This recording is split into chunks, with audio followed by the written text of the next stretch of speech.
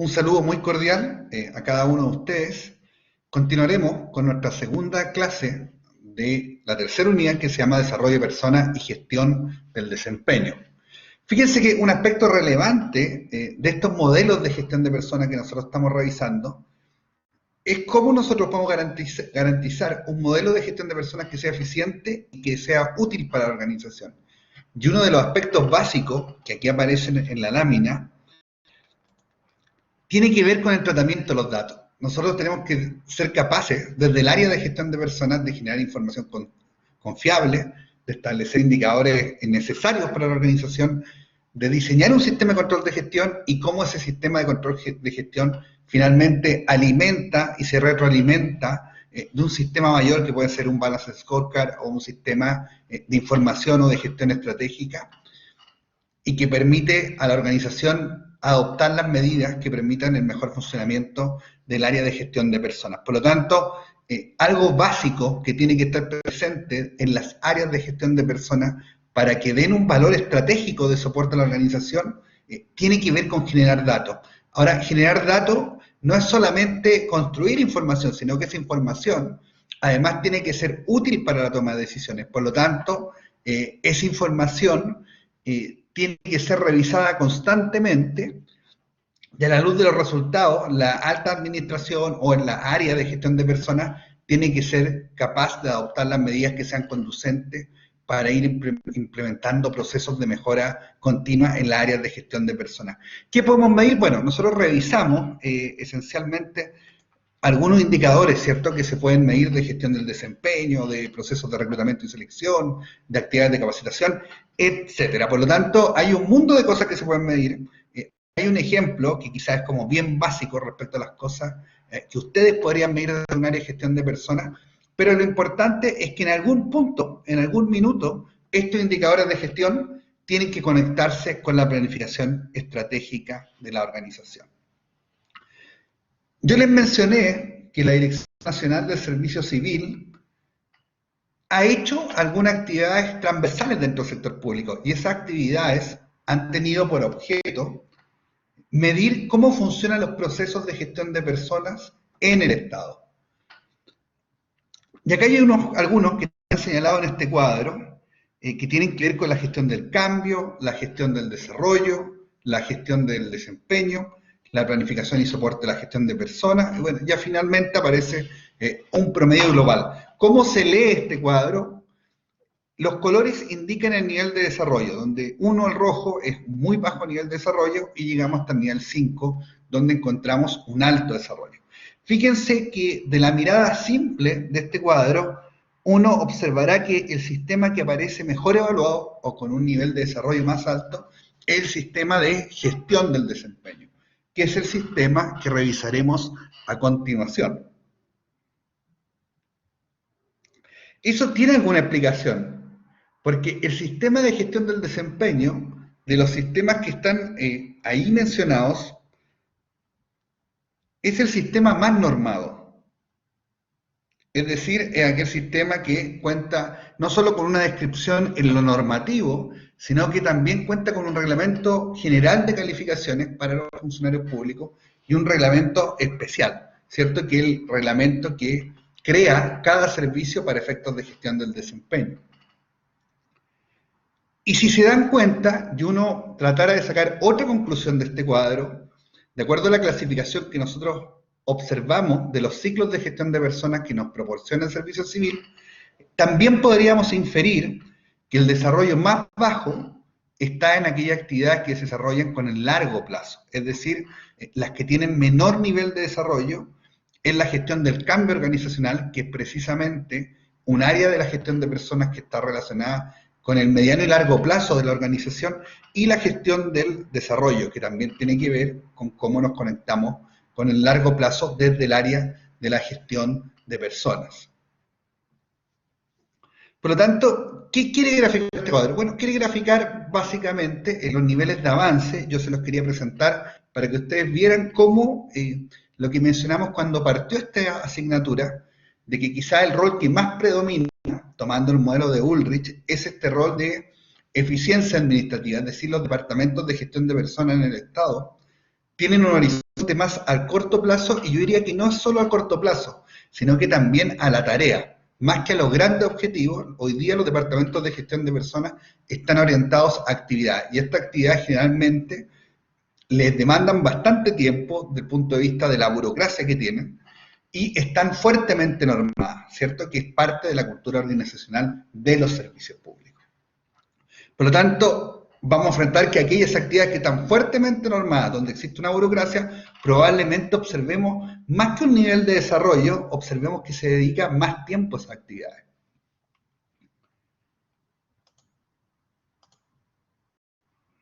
Bueno, acá está la clasificación de el mediano y el corto plazo, ¿cierto? El reclutamiento y selección y la gestión del desempeño son procesos que están enfocados en el corto plazo, como la capacitación está enfocado en el mediano plazo. Dijimos que en el largo plazo tenemos otros procesos como la gestión del cambio organizacional. Entonces, vamos a pasar a lo que es la gestión del desempeño. La definición que nosotros tomamos, que está del libro de Mondi, nos dice que es un sistema formal de revisión del desempeño laboral individual o de equipo. Fíjense que ahí entre paréntesis dice evaluación del desempeño. ¿Qué sería la definición a la que corresponde esa frase? Y abajo dice una cosa que pareciera ser muy similar, pero que es distinta. Dice que la gestión del desempeño es un sistema de administración que consiste en todos los procesos organizacionales que determinan qué tan bien se desempeñan los empleados, los equipos y finalmente la organización. O sea, ¿cuál es la diferencia que uno puede observar en ambas definiciones? La diferencia principal es que la evaluación del desempeño es en el momento en el cual se revisa el desempeño laboral de una persona y por consiguiente se le califica, ¿cierto? La persona obtiene notas, obtiene una evaluación, obtiene una calificación en lenguaje del sector público. Y cuando hablamos de la gestión del desempeño, al parecer, de acuerdo a esta definición, estamos hablando de un proceso más global. ¿Y qué quiere decir que sea más global? Que no está circunscrito a un periodo específico de tiempo, sino que es un sistema de administración que apunta al desempeño de los empleados y reconociendo que ese desempeño de los empleados configura el rendimiento de los equipos y finalmente en los resultados que obtiene una organización. Por lo tanto, cuando hablamos de gestión del desempeño, estamos hablando no del periodo de tiempo en el cual a una persona se le ponen notas, por decirlo en un lenguaje más coloquial, sino que estamos hablando de todas aquellas acciones que van determinando el desempeño de una persona. Por lo tanto, la gestión del desempeño no tiene que ver solo con evaluar a la gente. Nosotros generalmente tenemos la creencia de que la gestión del desempeño son las notas, y esa creencia está fuertemente arraigada en el sector público, es decir, se considera como sinónimo a gestión del desempeño la hoja, que ahora es virtual, la hoja de calificaciones de una persona sería el equivalente a lo que es la gestión del desempeño. Y si uno lo ve de un punto de vista lógico, va a observar que esa gestión del desempeño, medida en un punto de tiempo, no ha gestionado nada. Porque si yo le entrego a una persona sus notas y no le digo nada, y se la entrego una vez que el desempeño ya ocurrió, porque por lógica, los procesos de evaluación de desempeño ocurren después de un tiempo dado. Por lo tanto, lo que tratan de hacer es de reflejar el comportamiento de la persona evaluada en ese periodo de tiempo. Por lo tanto, no estamos gestionando nada. De hecho, estamos llegando al final después de que todo ocurrió, a hacer una revisión. ¿Y qué nos dice la gestión del desempeño? Nos va a decir que es importante que nosotros seamos capaces de ir mejorando el desempeño continuamente durante ese periodo de tiempo. Por lo tanto, no hay que reducir, y este es el mensaje más importante dentro de esta parte que es la definición de gestión del desempeño, no hay que reducir este proceso solamente a una hoja o un instrumento electrónico en el cual a una persona se le asignan notas.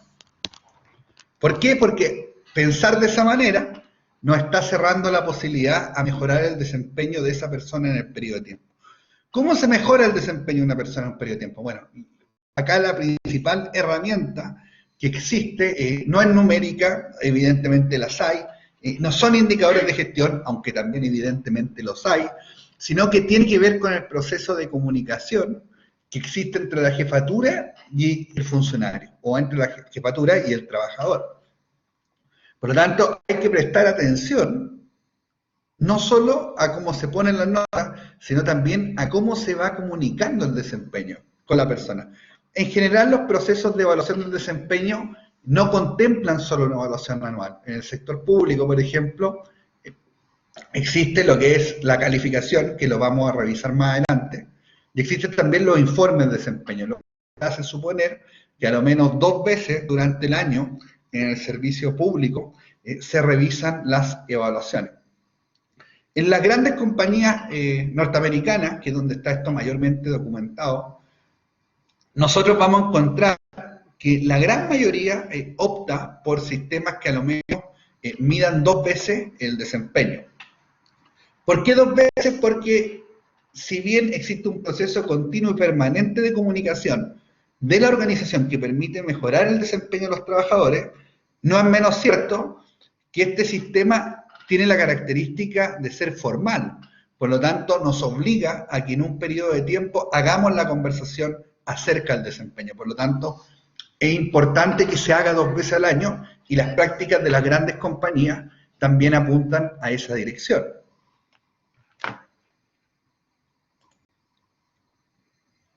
Estos datos son también extraídos de Estados Unidos y fíjense que son muy interesantes porque nos permiten, en el fondo, graficar qué es lo que ocurre en un proceso de gestión del desempeño. Tomando la precaución que probablemente estos datos que están ahí a veces también nos pueden conducir a una caricatura de lo que es la gestión del desempeño. Pero leámoslo. Primer dato nos dice que 2 de cada 10 personas quieren irse de su empresa sin decírselo a su jefe. Es decir que la persona, uno podría entender de esto, que le tiene tanta animadversión al jefe que le gustaría irse a la empresa y ni siquiera avisarle. Es decir, es una relación que está prácticamente quebrada. 6 de cada 10 empleados hablan mal de su empresa, es decir, no están conformes con el lugar donde trabajan. 9 de cada 10 personas, esto es también muy fuerte, de 10 personas no se sienten responsables de los resultados. Fíjate que esta frase uno pensaría que quizás es propia de nuestra cultura. Estos datos son americanos, ¿cierto? 9 de cada 10 personas no se sienten parte de los resultados de la empresa o no sienten que esos resultados tengan que ver con la gestión que ellos realizan. Yo siempre pongo el ejemplo, que hay que tomarlo con cuidado porque es un ejemplo también quizás caricaturesco, como dije anteriormente, de que yo nunca he escuchado a alguien decir que lo ha hecho mal en un periodo de tiempo en la organización. Casi siempre los problemas en las empresas ocurren o se deben a otras personas. Incluso llegamos a veces al sinsentido que la jefatura, ante un mal desempeño, le responsabilizan a la gente que trabajan con ellos, siendo que esa jefatura es precisamente el encargado de gestionar el desempeño de esas personas, pero a veces está en el nivel de desapego con los resultados que hasta el mismo jefe a veces dice, no, es que la gente que trabaja conmigo no tiene las competencias necesarias para desarrollar un buen trabajo. Por lo tanto, con estos ejemplos les quiero mostrar un poco lo que pasa en las organizaciones. Porque, ¿a qué apunta la gestión de personas? Bueno, a considerar cómo influye el elemento humano dentro de la organización. Por lo tanto, estos datos nos permiten ver que no es tan simple y no es tan fácil como uno pudiera imaginarse o de lo que uno pudiera concluir después de leer el libro de Mond, por ejemplo, Gestión de Personas, o después de haber tomado este curso. Pareciera que la gestión de personas no es tan simple, porque a la luz de estos datos nos estamos dando cuenta que existe un alto nivel de conflictividad en las personas que trabajan en una organización.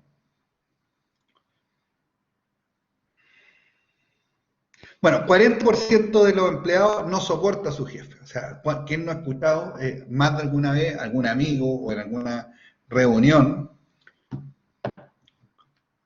quejarse del jefe. Yo incluso tengo una frase que ocupo con amigos, yo he sido jefe gran parte de mi carrera profesional, que la frase dice, bueno, quejarse del jefe es un derecho humano fundamental, o sea, no existe nadie que no lo haga, eso es lo que quiero decir, por lo tanto tampoco cuando uno es jefe tiene que espantarse si alguna vez escucha algún comentario, salvo que ese comentario esté hecho con alguna intención de mancillar la honra de alguna persona. En general los típicos comentarios son como que es pesado, que es mandón, que es mal genio, y esos comentarios yo creo que son comunes dentro de las personas con su jefe. Fíjese que este dato también es interesante. 30% considera que trabaja para un incompetente.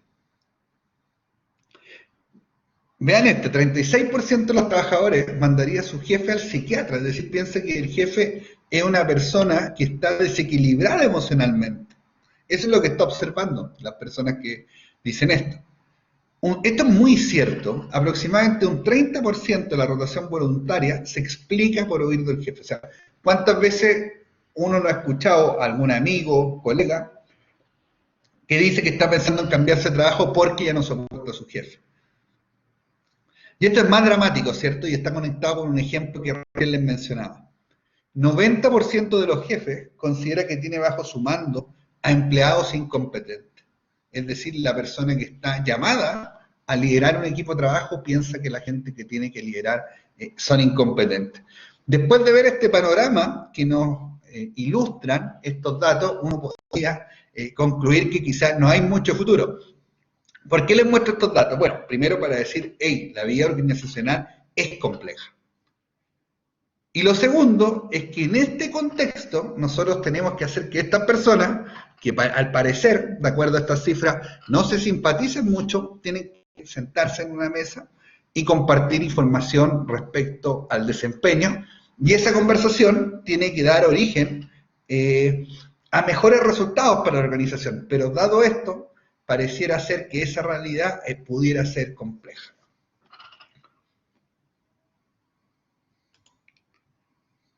Bueno, algunos datos de acá de Chile, ¿ya? Pues siempre traigo muchos datos americanos, me gustan, sí, porque hay mucha investigación en Estados Unidos respecto al tema de la gestión de personas, y quizás en Chile, o derechamente, en Chile no hay tanta, por lo tanto, muchos de los ejemplos, o bueno, las mismas asignaturas de gestión de personas están basadas, ¿cierto?, en la literatura norteamericana. Eso es así en esta universidad, en este curso y en el resto de las universidades y en los otros cursos de gestión de personas.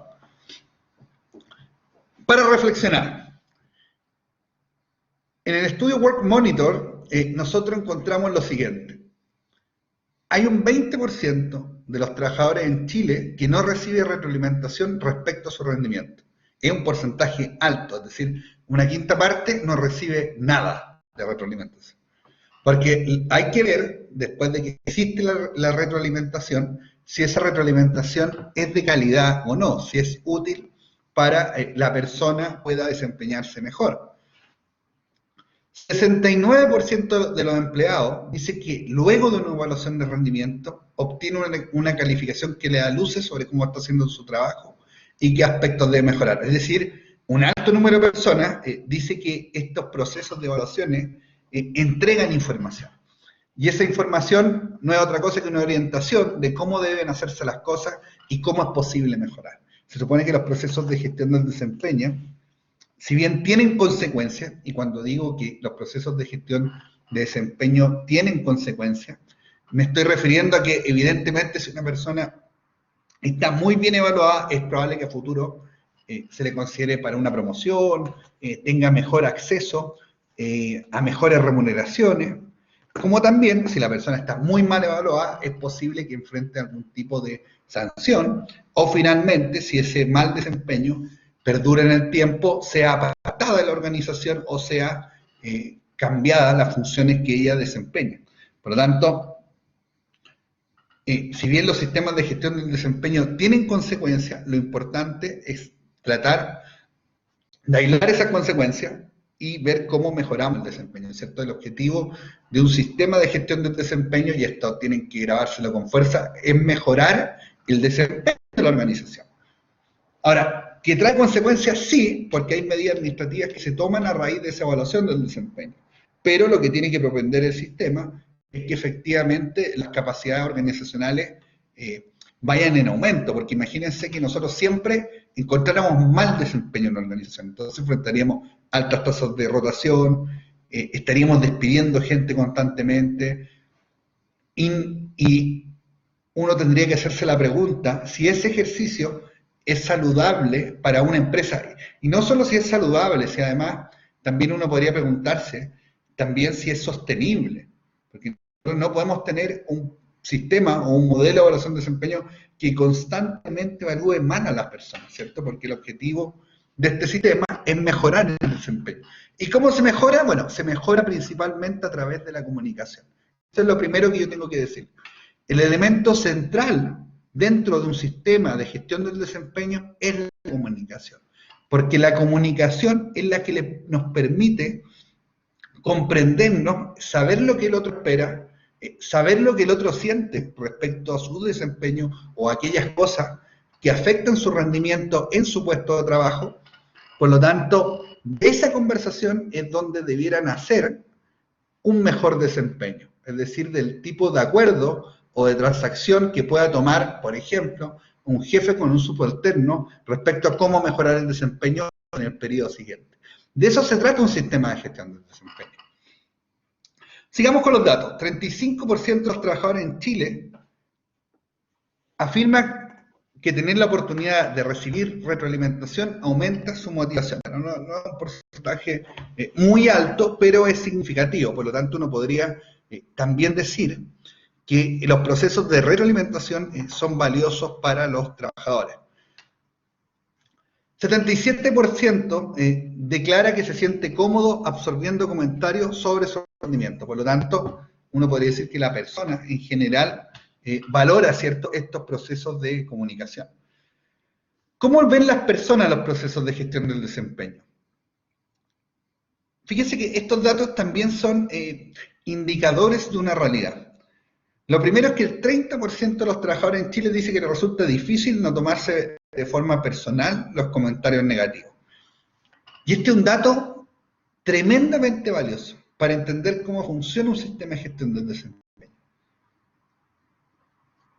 Uno podría pensar que un sistema de gestión del desempeño, de acuerdo a lo que hemos visto hasta ahora en esta clase, consiste esencialmente en comunicarse con una persona y evaluar su desempeño, cosa que quizás no estaría tan alejada de la realidad.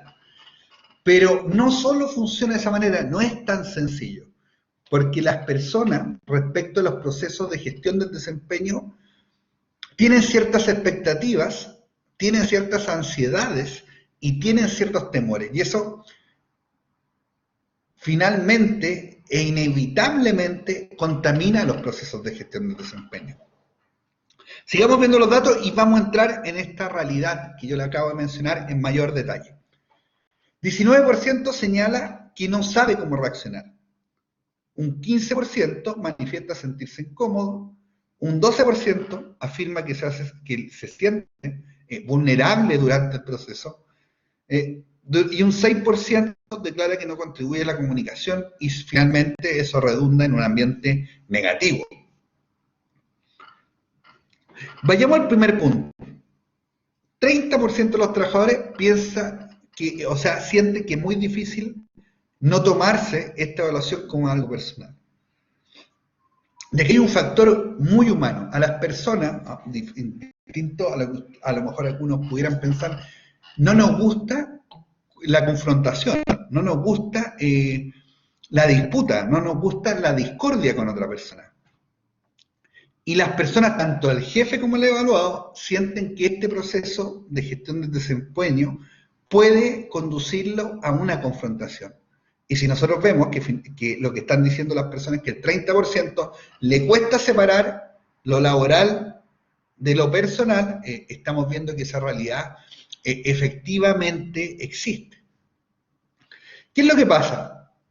Las personas no tenemos la costumbre de comunicarnos francamente. ¿Y qué quiere decir francamente? Es decir, decirle al otro lo que realmente uno piensa, ¿cierto? Si a una persona le cae mal, decirle que efectivamente le cae mal.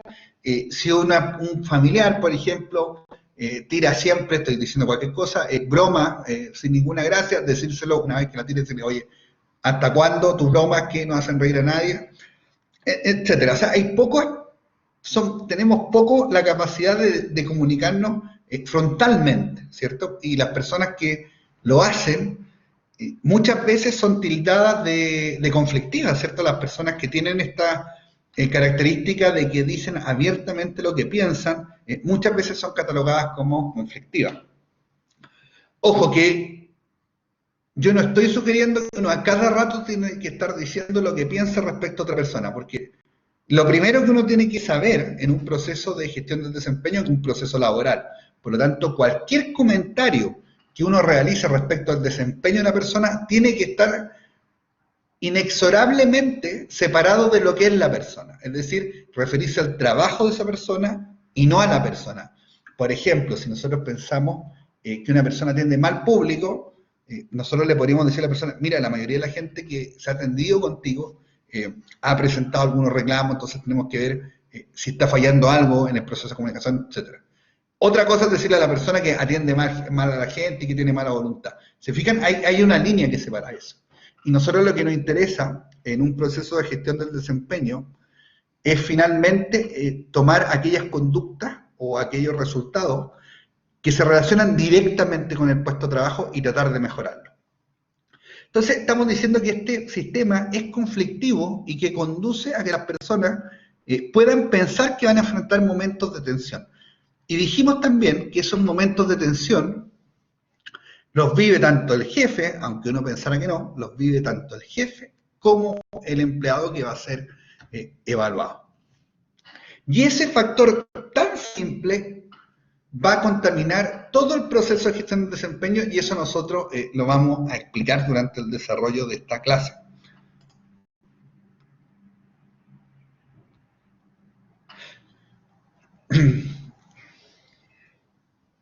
Fíjense que si trae tanto problema este sistema de gestión del desempeño, ¿para qué hacerlo, cierto? Bueno, ¿por qué tiene que hacerse? Bueno, lo primero y central es que mejorar el desempeño de la organización parece ser un objetivo más que plausible para cualquier administración. Y naturalmente para un área de gestión de personas, es decir, conducir a un mejor desempeño organizacional mediante la gestión del desempeño de los trabajadores, mediante acciones de capacitación, parece ser un objetivo relevante para las empresas. ¿Cuáles son las utilidades, cierto? Bueno, una utilidad que se relaciona con dos partes, con la planeación de recursos humanos y con la planeación y desarrollo de carrera, es que en el fondo los sistemas de gestión del desempeño evalúan las competencias que tienen los trabajadores. Y al ocurrir eso, nosotros podríamos identificar personas que tienen ciertas, incluso habilidades. Por ejemplo, nosotros podríamos descubrir que una persona que quizás no lleva tanto tiempo en la organización, que está en un puesto relativamente medio hacia abajo dentro de la escala jerárquica de la organización, tiene grandes habilidades de liderazgo. Por lo tanto, nosotros podríamos pensar que esa persona, a futuro, desde el punto de vista del desarrollo de carrera o incluso de la planeación de recursos humanos, enfocado en la sucesión, nosotros podríamos considerar a esta persona en el futuro para un cargo de mayor responsabilidad. Por lo tanto, habría que tomar acciones desde el desarrollo de carrera de esa persona, de cómo nosotros incentivamos el desarrollo de esas habilidades, hasta considerarlo dentro de un programa quizás de sucesión que tuviera la organización. Nos sirve para el reclutamiento y la selección. Nosotros, ¿por qué? Nos sirve desde dos puntos de vista. Uno es que nos permite dar validez a las herramientas de selección que ocupa la empresa, y eso lo vimos en la unidad anterior. A modo de refresco, rápidamente, por ejemplo, las pruebas de selección dicen que miden cosas, y esas cosas que miden, nosotros podemos observarlas después en el desempeño real de la persona. Por lo tanto, podríamos establecer la relación entre las pruebas que fue sometido a un funcionario, qué medían y los resultados que obtiene esa persona en su puesto de trabajo. Por lo tanto, ahí hay un punto observándolo desde el reclutamiento y la selección. Y otro punto es que uno pudiera observar el desempeño dentro de la organización y notar que las personas que más destacan tienen ciertas cualidades. Podría ser desde rasgos hasta ciertos conocimientos, hasta ciertas competencias.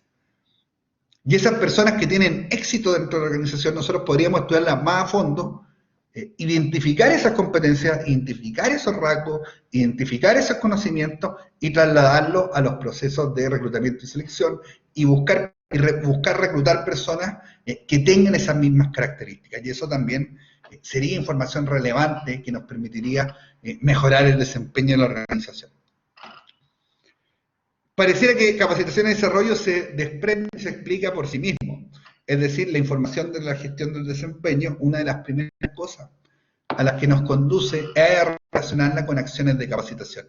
Es decir, donde observamos nosotros un desempeño deficiente, una de las explicaciones pudiera ser que la persona no se encuentra suficientemente capacitada para desarrollar una labor. Por lo tanto, va a ser relevante, ¿cierto?, las acciones de capacitación y desarrollo que se pueden identificar en los procesos de gestión del desempeño.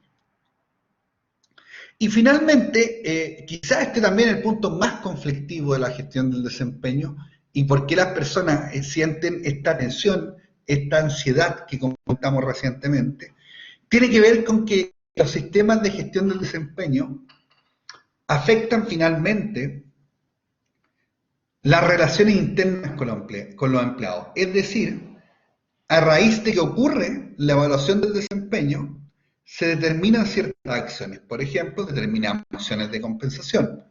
Se podrían inducir a despido, o sea, una persona que está muy mal evaluada podría ser fruto de un despido. Fíjense que en el caso público, que también traigo algunas láminas respecto a cómo funciona este sistema en el aparato público, ¿qué nos dice el Estatuto Administrativo? Que para desvincular a una persona de la calidad jurídica de planta, existen dos posibilidades. Una es que la persona, producto de una sanción disciplinaria, de un sumario administrativo, sea objeto de una destitución. Y la otra posibilidad es la evaluación del desempeño. Pero, para eso, bueno, ustedes lo vamos a ver más adelante, en el sistema público existen 4 listas de evaluación del desempeño. Si la persona es evaluada 2 veces en lista 3, que se llama lista condicional, termina siendo abandono de sus funciones. Y si queda en lista 4, que el Estatuto Administrativo la define como de eliminación, la persona también hace abandono de sus funciones. Por lo tanto, en el sector público también está regulado cómo estos sistemas de gestión del desempeño afectan las relaciones internas con los empleados.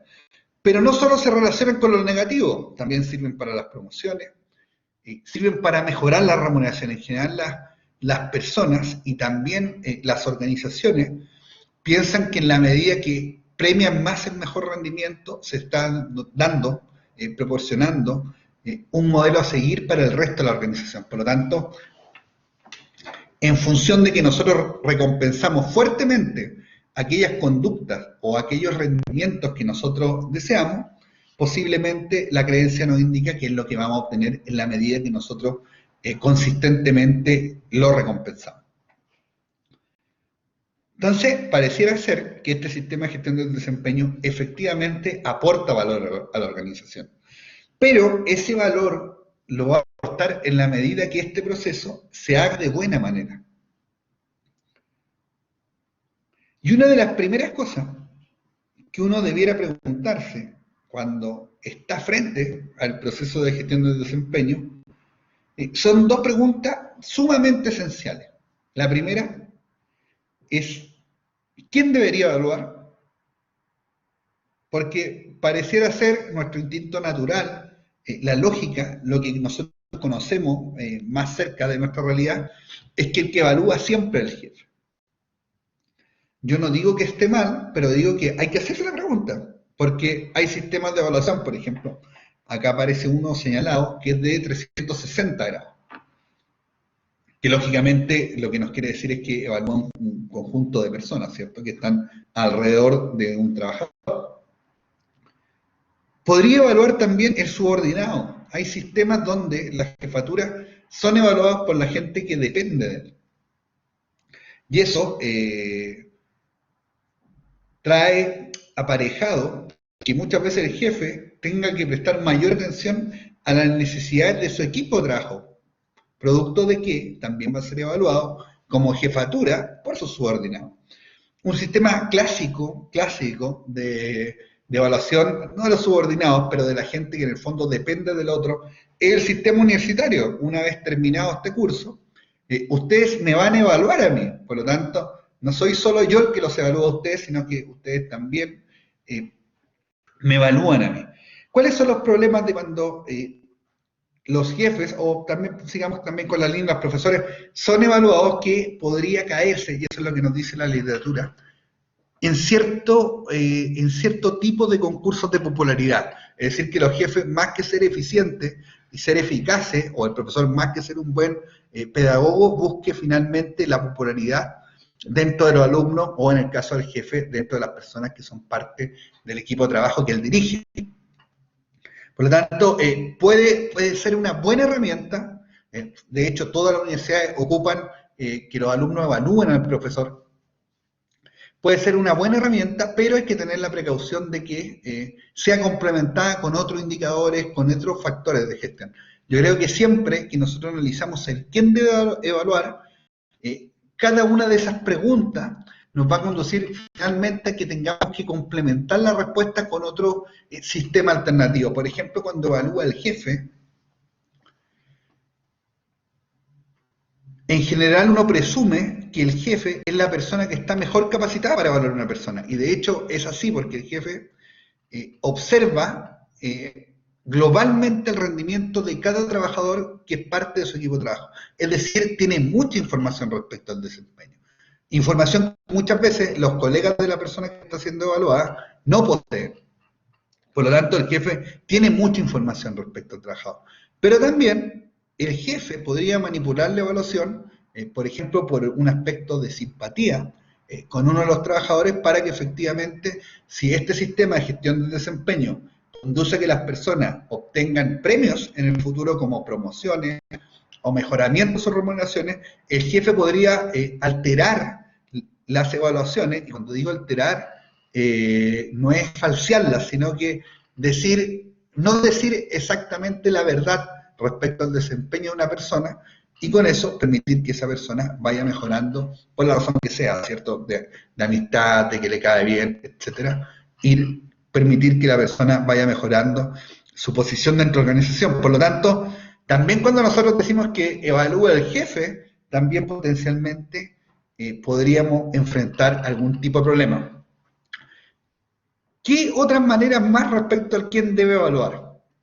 Bueno, hay servicios públicos incluso que promueven la autoevaluación, es decir, que sea la misma persona aquella que evalúe su desempeño. Y en general lo que se obtiene respecto a eso es que muchas veces las personas, al ser ellos quienes se autoevalúan, muchas veces son más drásticas incluso que su misma jefatura. Por lo tanto, ahí hay un punto que es importante. O sea, la persona en el momento de autoevaluarse tiende a ser más consistente incluso a veces que el directivo que está a cargo de ese equipo de trabajo. Ahora, ¿qué pasa si esa autoevaluación la persona sabe que puede conducirla a un ascenso o a conducirla a un despido? Es decir, que los resultados de esa autoevaluación están fuertemente relacionados con el futuro de la persona en la organización. Bueno, lo más probable es que ahí se tienda, ¿cierto?, a no reflejar fielmente el comportamiento, ¿cierto? Es decir, a que no se establezcan las notas que deberían establecerse. Por lo tanto, también ahí se podría enfrentar un problema. Hay otra evaluación, es decir, que sean los compañeros de trabajo.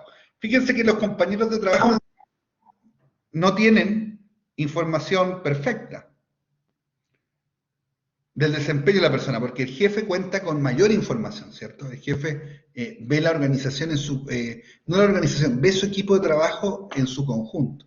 En cambio, el compañero de trabajo ve lo que puede ver, ¿cierto? Está sentado al lado de una persona, pero muchas veces no sabe lo que está haciendo.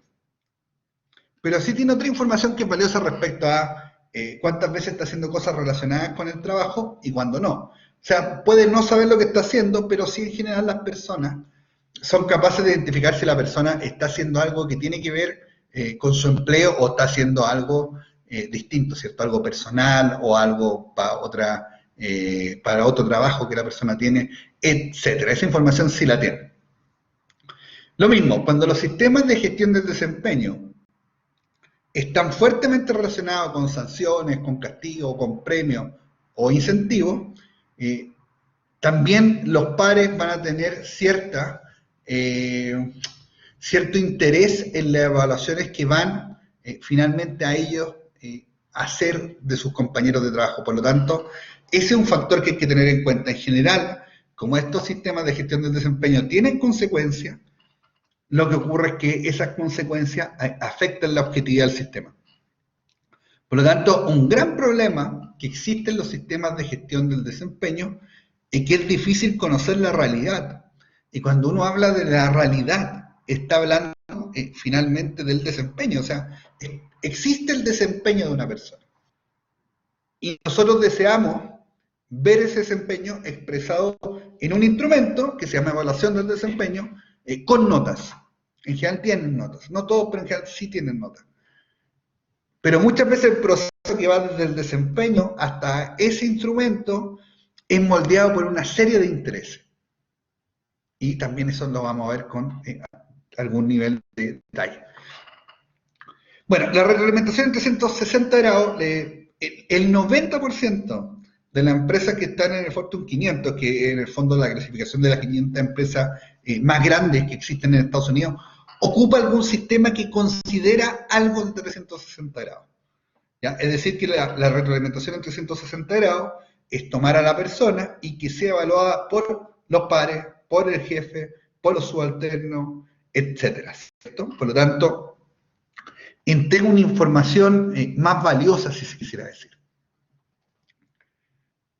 ¿Cuáles son los problemas que tienen los sistemas de 360 grados? Bueno, uno de los problemas es lo mismo, como esto conduce a ciertas consecuencias, podrían ser todas las personas evaluarse positivamente, porque yo sé que en algún minuto la persona que yo estoy evaluando también me va a evaluar, por lo tanto podría haber como un trato que no muchas veces la persona a lo mejor lo acuerdan, pero que está como implícito, está como tácito, de no ponerse malas notas, ¿cierto? De no castigarse mutuamente. Y el otro tema que tienen la evaluación en 360 grados es que son costosas, y en general lo que nos dice la investigación es que estos sistemas tienen alta burocracia. Por lo tanto, ese es un factor a considerar. Quizás deberíamos considerarlo la reglamentación en 360 grados para algunos puestos o no siempre, ver si cuándo nos agrega valor o no, cuándo nos hace algún sentido. Los incidentes críticos, fíjense que este sistema, yo no soy muy partidario de él, pero tiene una bondad, que es la siguiente. Los incidentes críticos lo que nos dicen es que el jefe tiene que anotar aquellos hechos sobresalientes del desempeño de la persona en el periodo de tiempo, es decir, llevar en una bitácora, llevar en un registro aquellas acciones negativas del funcionario como aquellas positivas. Y por lo tanto, a la hora de evaluarlo, va a tener a la vista, ¿cierto?, una cronología de hechos que en el fondo le van a permitir evaluar de manera más objetiva el rendimiento de la persona.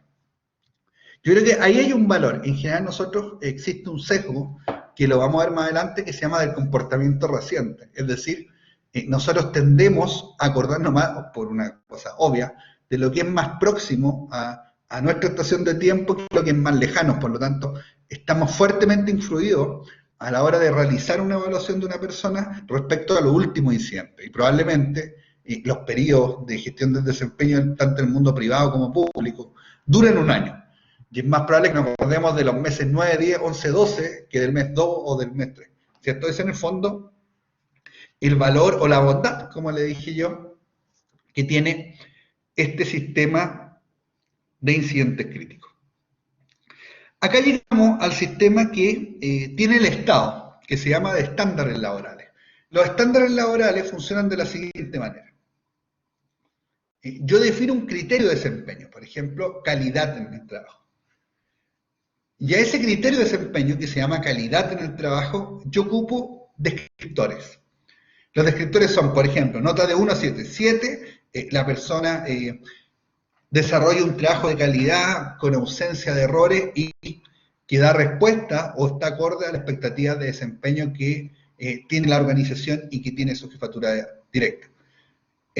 Nota 6, podría ser lo mismo que la 7 y que tiene algunos errores o ha tenido algunos retrasos en el periodo de tiempo. Es decir, los estándares laborales lo que nos tratan de llevar es a definir notas en función de comportamientos. Por lo tanto, vamos a tener el criterio de desempeño, que puede ser, por ejemplo, calidad en el trabajo, conocimiento de la herramienta, resultados, etcétera, y vamos a poder llevarlo a nota. ¿Cuál es la gracia de este sistema? Primero que es simple, en general son sistemas, a diferencia, por ejemplo, del sistema 360 grados, son sistemas rápidos, son sistemas ágiles. Y lo segundo es que son absolutamente comparables. Por ejemplo, en los incidentes críticos yo tengo una bitácora, tengo un registro, pero en los estándares laborales tengo notas, y esas notas yo las puedo comparar entre unas y otras personas. Más enfocado en las áreas de producción, tenemos aquellos sistemas que están basados en resultados. Es decir, por ejemplo, el sistema más fácil quizás de resultados son las ventas. O sea, los vendedores tienen metas de venta y según esas metas de venta obtienen ciertos bonos, ciertos premios y también podrían ser calificados en función de los resultados. No siempre vamos a poder establecer sistemas basados en resultados. Por ejemplo, si nos vamos al Estado y nosotros tenemos un servicio público, como por ejemplo la CESPRES, que está dedicada fundamentalmente a producir leyes y las leyes pasan por el Parlamento, quizás no sería tan razonable medirlo por cuántas leyes tienen, ¿cierto? Sino que habría que buscar algún indicador intermedio. No quiero decir que no se pueda, quiero decir que es más complejo y que a veces terminamos midiendo en el Estado procesos o productos que son intermedios, que no son finales. Entonces a veces tenemos que la gente está muy bien evaluada, pero hay pocos resultados. ¿Por qué? Porque la medición sobre lo que hay que hacer es muy compleja. Entonces ahí hay que hacer quizás un tipo de análisis mayor. Fíjense que también es interesante, existen sistemas de clasificación y distribución obligatoria. ¿Qué significa esto? Por ejemplo, un sistema de clasificación no nos pregunta las notas de una persona. No quiere que les digamos 7, 6, 5. Quiere que nosotros hagamos un orden desde la persona que está mejor desempeñada hasta aquella que está peor desempeñada, que tiene un peor desempeño. Por lo tanto, si nosotros somos directivos de un equipo de 10 personas, nosotros tendríamos que clasificar a estas personas desde la que está en el número 1 hasta la que está en el número 10. ¿Por qué? Nosotros dijimos durante el desarrollo de esta clase que existen ciertas distorsiones respecto a cuando nosotros tomamos el desempeño y lo llevamos finalmente a esta hoja o a este instrumento de evaluación del desempeño. Lo que trata de hacer el sistema de clasificación es forzar a que el jefe efectivamente nos cuente la realidad respecto al desempeño de las personas.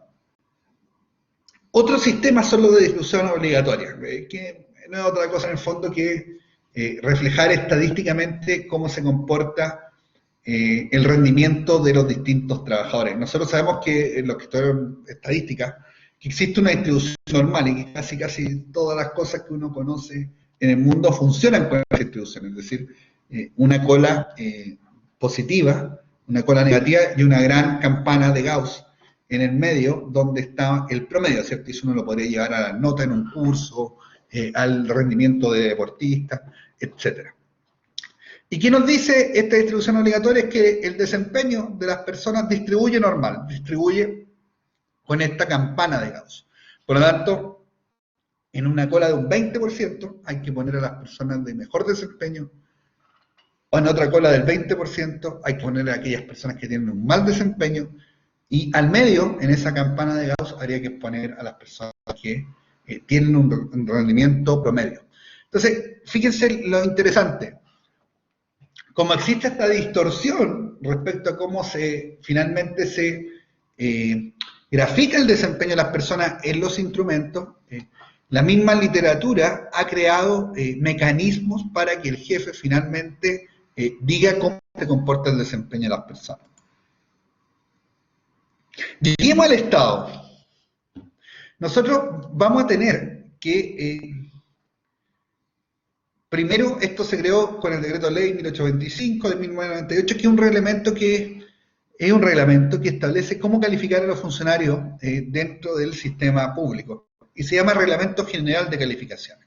Y propone, de hecho, un sistema que uno, no es el caso acá en este curso, pero incluso uno podría revisarlo y ver qué es lo que propone el Estado en el año 98, ya hace más de 20 años, respecto a cómo deben calificarse los funcionarios públicos. Yo, en lo personal, propone un sistema de escalas de clasificación. Yo, en lo personal, creo que, si bien es un sistema simple, ágil, los criterios de desempeño que se ocupan en algunos puntos son discutibles y creo que han conducido a que muchos servicios públicos adopten algunos criterios de desempeño que están establecidos en este Reglamento General de Calificaciones y los vayan midiendo. Por ejemplo, hay criterios, no me acuerdo ahora exactamente cómo está escrito, pero que están relacionados con la probidad.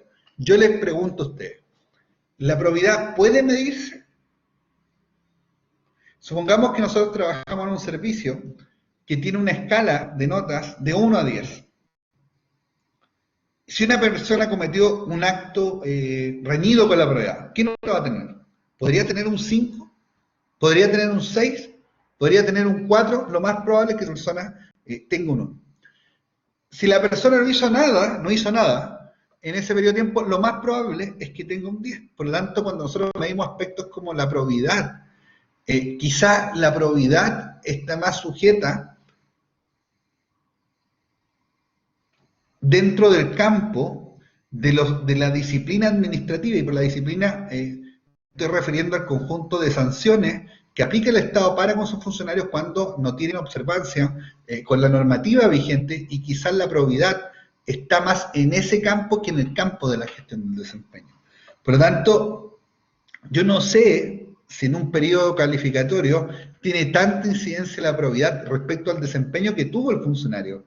Lo que yo siento es que el desempeño es una cosa distinta si la persona tuvo falta o no, porque las faltas están tratadas en otros medios, ¿cierto? O sea, las mismas leyes nuestras del servicio público tienen un conjunto de disposiciones que abordan cuando un funcionario comete una falta administrativa. Por lo tanto, me parece que tomarlo y establecerlo acá puede ser contraproducente. Esa es mi opinión. O sea, que el reglamento general que da el Estado tiene ciertas deficiencias desde el punto de vista técnico. Por otra parte, ese reglamento general de calificaciones, los servicios lo tienen mientras no son capaces de ellos generar su propio reglamento de calificaciones. Es decir, este reglamento se llama general porque aplica a todos los servicios públicos, pero cada servicio público, independientemente, puede elaborar su propio reglamento de calificaciones, y ese reglamento se llama Reglamento Especial de Calificación. Y en general tienen bastante libertad para definir los tipos de herramientas e instrumentos que quieren aplicar. Quizás las únicas condicionantes que tienen, porque pueden cambiar hasta el periodo calificatorio que nos sugiere el reglamento general es de septiembre-agosto, un reglamento especial uno podría definir uno distinto.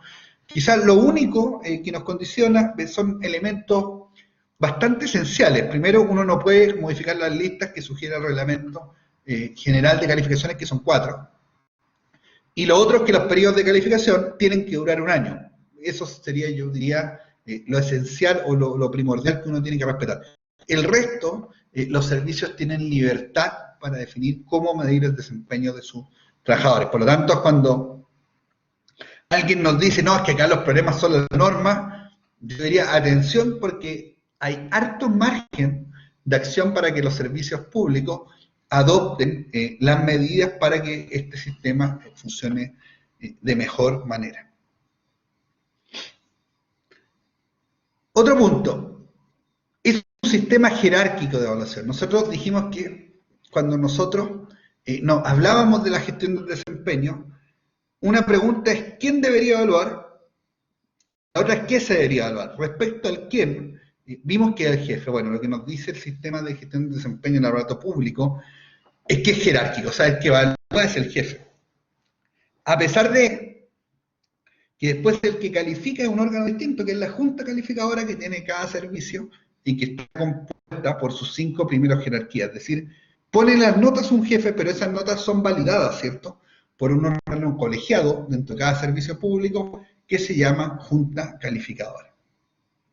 Bueno, esto es típico de los sistemas de escalas de calificación, se proponen factores y subfactores de evaluación, y finalmente, con el paso del tiempo, hemos encontrado un lineamiento que nos da la Dirección Nacional del Servicio Civil respecto a cómo debería realizarse los procesos de gestión del desempeño. Y en general, yo diría que el consejo más importante que ha dado la Dirección Nacional del Servicio Civil es promover que exista la retroalimentación en el sistema de gestión del desempeño o de evaluación del desempeño que tienen los distintos servicios públicos. Es decir, que exista una conversación entre aquella persona que es evaluado y aquella que evalúa. ¿Por qué? Porque reconoce que finalmente es aquella conversación la que permite mejorar el desempeño. Bueno, el tema de gestión de desempeño lo vamos a cerrar en la próxima semana, en nuestra última clase. Así que llegaríamos hasta acá, les envío un cordial saludo, que estén muy bien y nos vemos la próxima semana en lo que ya sería nuestra última clase. Hasta pronto.